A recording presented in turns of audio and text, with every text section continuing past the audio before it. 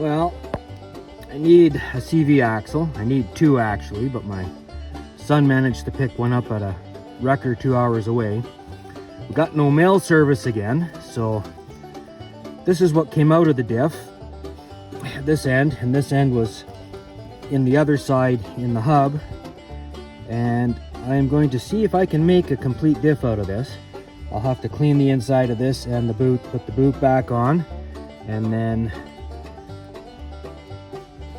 separate this off of what's left of this shaft, and then with a new boot put that on there, and hopefully I can make a CV axle.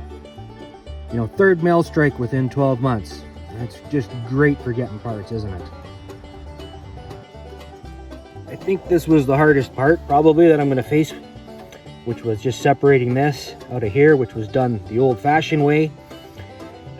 Put this in a vise and tapped on it with a 4-pound hammer, and eventually it just popped right out. So now I got to clean out the dirty grease in here and repack the bearings.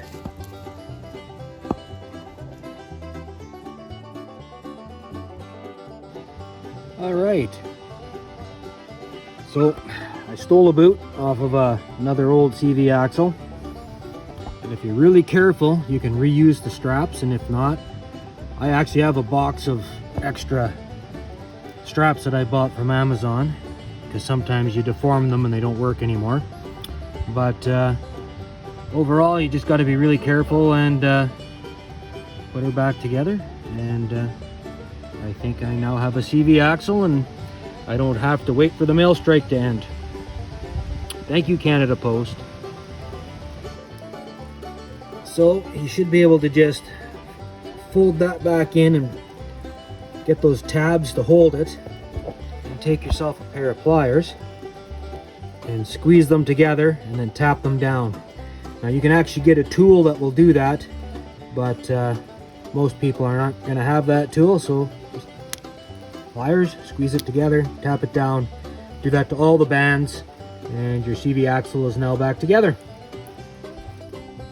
All right, I rebuilt this from the pieces that were in the hub and the piece that was in the old diff.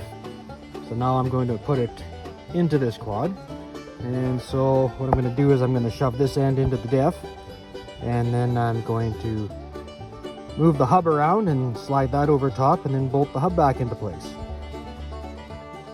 So line up the splines and give it a good solid shove, and it should go in all the way.